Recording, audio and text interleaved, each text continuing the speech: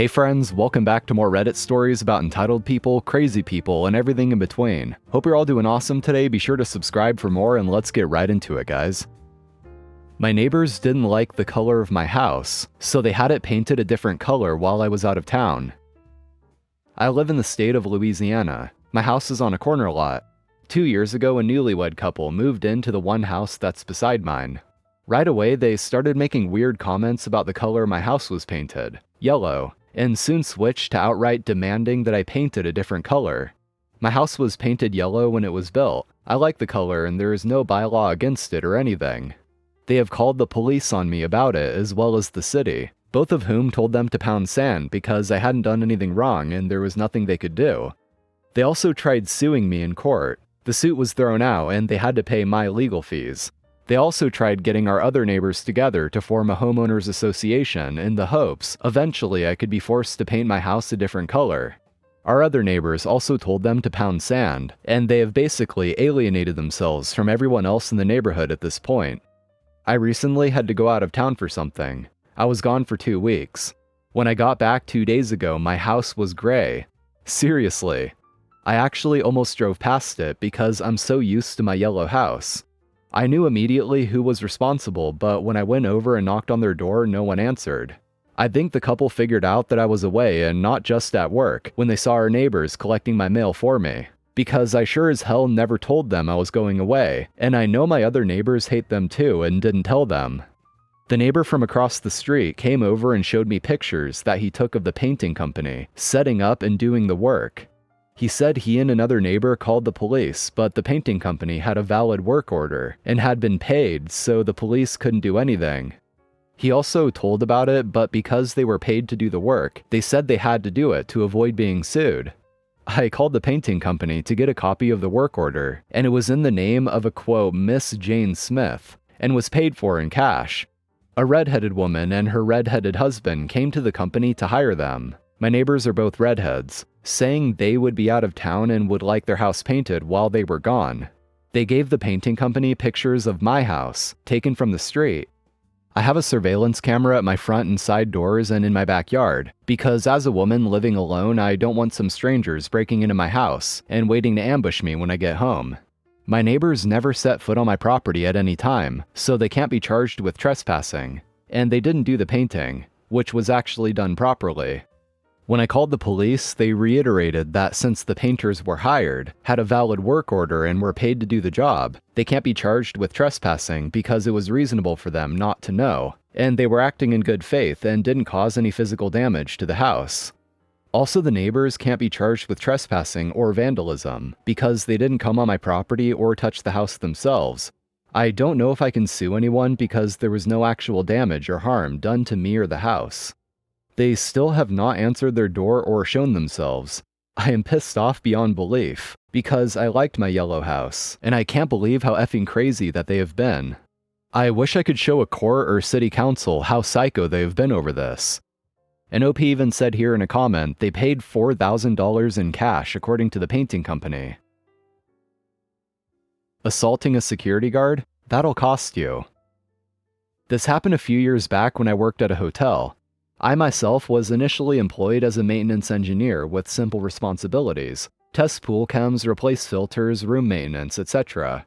However, during the spring, I was changed to overnights pulling security, while one of the night guards was heading to do his 2 weeks of army training. Luckily for me, I was also getting paid slightly more for the overnight shift. As a night guard, you had to be keeping the peace around the hotel, all 6 floors. This wasn't a hassle because I had a backup guy with me most nights, so I wasn't alone handling some ruffians whenever they caused a stir.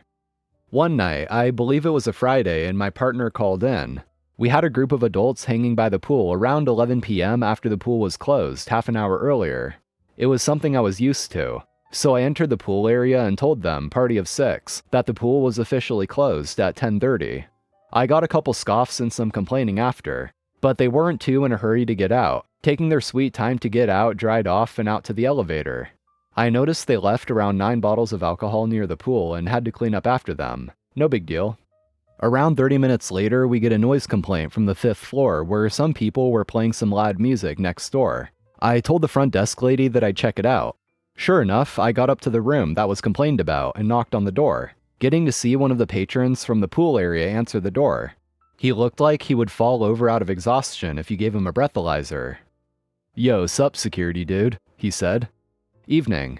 I'm here to remind you to keep it down. I could hear you from across the building. People are trying to sleep," I said. "So what? Not my fault if they can't sleep through it." "It will be your problem if we need to come back. We have plenty of pilots and businessmen that are staying the night and need to sleep." "F off, kid," he said. He slammed the door in my face and turned the music down to an acceptable level. I shrugged it off and headed back down to my post to check in with the front desk lady. I gave her the lowdown and went back to waiting for another call. Not even 30 minutes later, we get a call from a different room complaining of a smoking scent coming from the room next to theirs and loud music being played. I checked the fire panel and sure enough, a smoke detector was disconnected from the room I just visited. At this point, I was unnerved at their audacity to keep disturbing the peace, but then again, they seemed to be drunk off their asses. I head back up there again and knock on the door. Sure enough, the music quiets and someone creeps up to the door.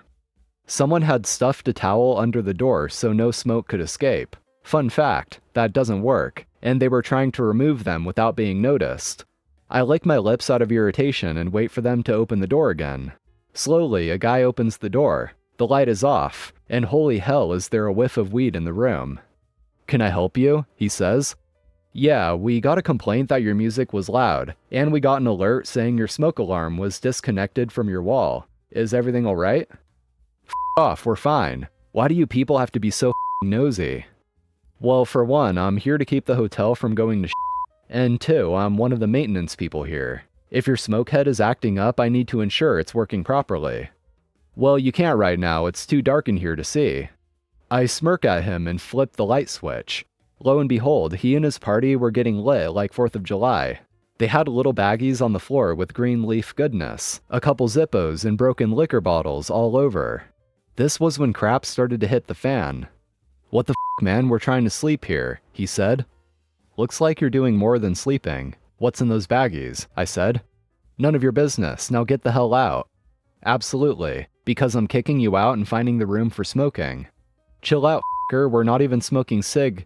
I interrupt and say I'm pretty sure you don't have any cigarettes in here, especially from what I'm seeing and smelling. I am partial to getting the police involved here real quick, but I'll tell you what, you can get out, take the fine, and find another hotel. Or I call the police and have them arrest you for possession. Me and my partner were fairly lenient on drugs. As long as you took the fine and left, we didn't do much else. "Oh, f*** you, I've had it with you rent-a-cops," he said.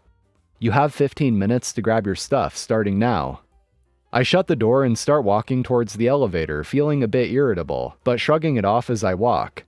A couple seconds later, the door opens. I don't think much of it, but in an instant, I felt something slam into the back of my skull with a strong force.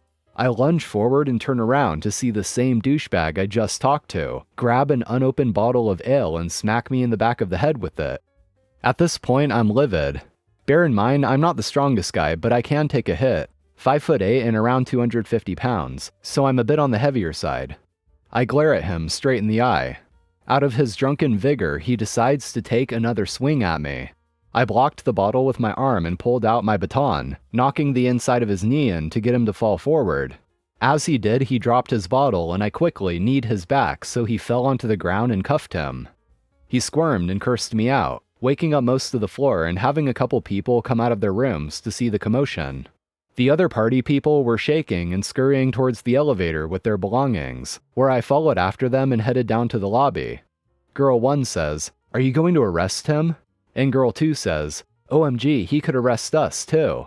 And the guy says, "No, he's a f***ing he won't arrest you, he just likes showing off." And I say, "No, I can't arrest you. I'll leave that to the police." "Because you're too f***ing fat to be a cop," said the guy. We arrive to the lobby and the rest of the party bolts for the other elevators to ground floor so they can get out of the hotel.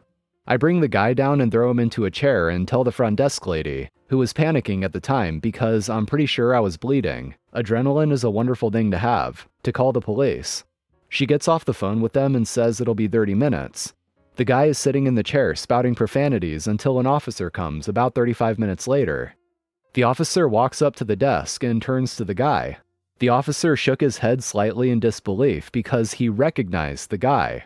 Turns out he had a warrant for his arrest in another city for possession, selling, assault, and attempted murder. The officer wasted no time calling up his buddy, who must have been waiting downstairs in a squad car. The officer asked if he assaulted me and if I wanted to press charges.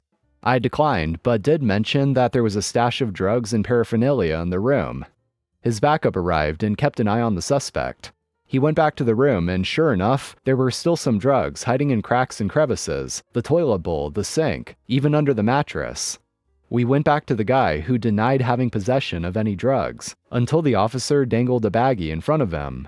He was escorted down to the squad car downstairs, and that was the last I heard of him. Funnily enough, a few days later I found out that the room wasn't in his name, but one of the girls' names.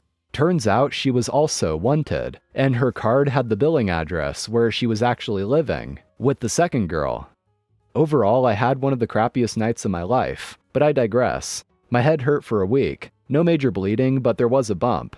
Was it worth it? Probably. Okay, yeah, it was totally worth it. How can I stop Instagrammers from posing on my doorstep? Massive first world problem, admittedly. I recently purchased a house which, in influencer vernacular, is located in a particularly Instagrammable area of London. As I try my best to live beneath a rock and ignore the evolution of pop culture, I did not realize this when I signed along the dotted line. If I had, I can honestly say that I wouldn't have bought the property. We have lived here for about 3 months now, and every single weekend there are multiple instances of people climbing our front steps up to the door and then posing in front of it. My wife, who works from home, tells me that this is a pretty regular occurrence on weekdays too. In short, it is becoming a complete and utter nuisance. I have 2 small children, and there have been times when shepherding them out of the house, I've opened the door to find people posing on the porch. It's the ballsiness of it that really gets me. If my front door opened immediately onto the street, I would be more understanding. The lack of a delineation between public and private property being a source of confusion. However, there is a fence, a gate which is always closed, and then a flight of steps leading up to the front door. In short, it is extremely clear where the road ends and my property begins. I am in the process of taking measures to make our house less Instagrammable. We are due to have the front door and windows repainted from their pastel blue to a rather dull and boring white. Hopefully, this means that they will pick on other houses. Ultimately, if there is no legal or practical solution, I think we will give very serious thought to selling the property and buying something in a location where this is not so much of an issue. Thank you for watching, guys. I appreciate it, and be sure to drop a like if you enjoyed, and also subscribe for more if you haven't already. So I'm out of here. Have an awesome day, and I'll see you next time.